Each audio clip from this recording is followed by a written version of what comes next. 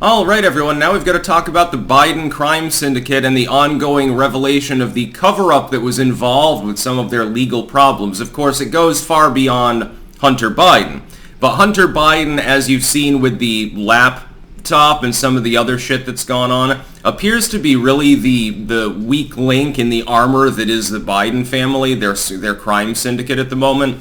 Because Hunter's a screw-up. You're giving... probably talking about classified shit with him too. You're giving business deals and middlemaning, in some cases illegally, through your son. But your son's a crackhead.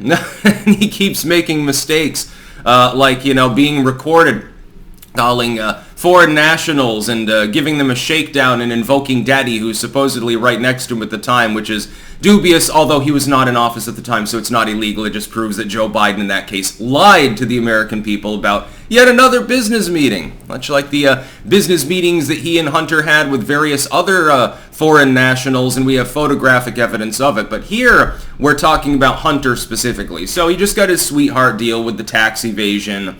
They're probably not going to do much about the lying on the gun form thing. Again, even though it's generally a felony, he'll skate on that. The plea deal should be thrown out in the sentencing system, but no, they won't do that. Don't expect any real closure. They might give him a further slap on the wrist.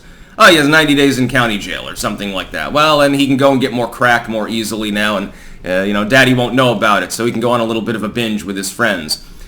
Here we have confirmation, though, and a subsequent soft cover-up of that confirmation, that one of the IRS whistleblowers' claims is indeed, it is true.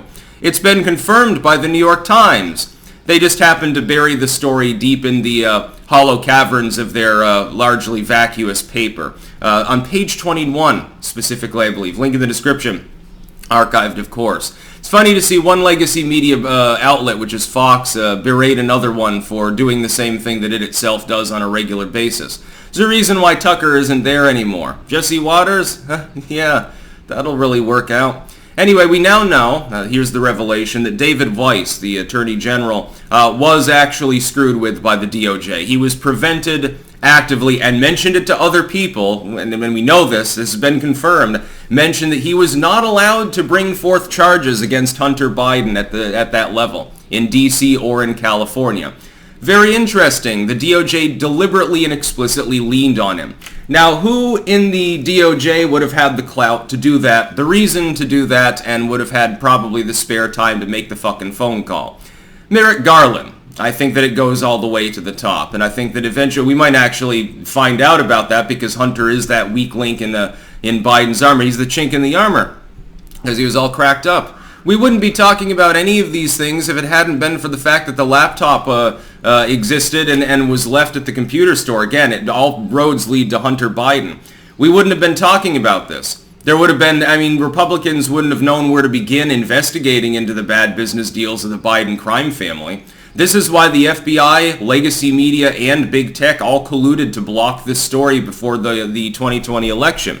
They knew that if the people of the United States knew Biden is lying to us, and we can prove it, and his son is up to his neck in crazy shit, and sometimes it involves daddy, people would not have elected Joe Biden. Oh wait, that's right, I'm allowed to say now that I don't believe that actually happened anyway. YouTube changed its TOS. Anyway, the DOJ did interfere. The DOJ explicitly leaned on an attorney general in order to prevent him from going forth with this particular case. Why? Because probably if you have an interest in going into the case, and you're not doing it for a political cover job like the feds have done with Hunter Biden at this point, but you're actually meaning to meaningfully prosecute, maybe you don't take the plea deal. Maybe you drag him. Maybe you say, okay, well, the tax evasion, plead that down, but we're hitting you with felony charges on the gun thing because Christ almighty on a stick. You may decide, hey, probation is not necessarily the most appropriate punishment for, withholding, what was it, $1 million fucking dollars a year or something in taxable income or something to that effect. Is a huge amount of money. No, probation is not necessarily going to fit with that. Because you were brazen about it, you did it multiple times, knew you were doing it, you're doing other crazy shit at the time, you're lying on gun forms and stuff. You could consider, by the way, wouldn't the Biden political dynasty, wouldn't it label the average person if they lied on a gun form? Wouldn't they label them dangerous and want to red flag them and prevent them from ever owning a gun again? They'd treat them like shit. Even if they didn't face felony charges, they would be disarmed. They would definitely get punished by more than what Hunter Biden is going to get. So, we do have proof now. We have corroboration that the Department of Justice has been weaponized by the Biden administration. I wonder, if I go to CNN right now, am I going to see buttfuck anything about this story on the front page? Even Odds says that I don't, or it's buried way at the bottom. You have to go to the politics tab and then all the way down you'll see the story. But this is a corroboration of a major political scandal. This is not a little thing. This is not, oh, we have this tape that may or may not be true of the president saying poo-poo words, or telling poop jokes or something. He's talking about Andy Six's logs. Okay, that's interesting, but it's relatively minor. It shows that the president has a potty humor, sense of humor in private.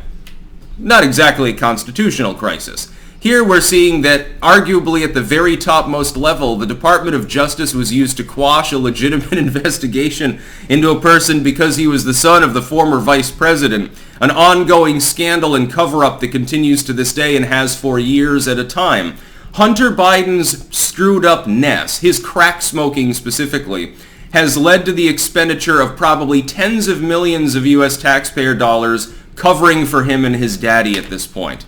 That's the scandal. I would say that's fairly major. It's considerable. We'll give it the rating of at least a half doozy already, and there's going to be more revelations to come because quite clearly Hunter Biden is showing us one thing. Don't trust crackheads with sensitive jobs.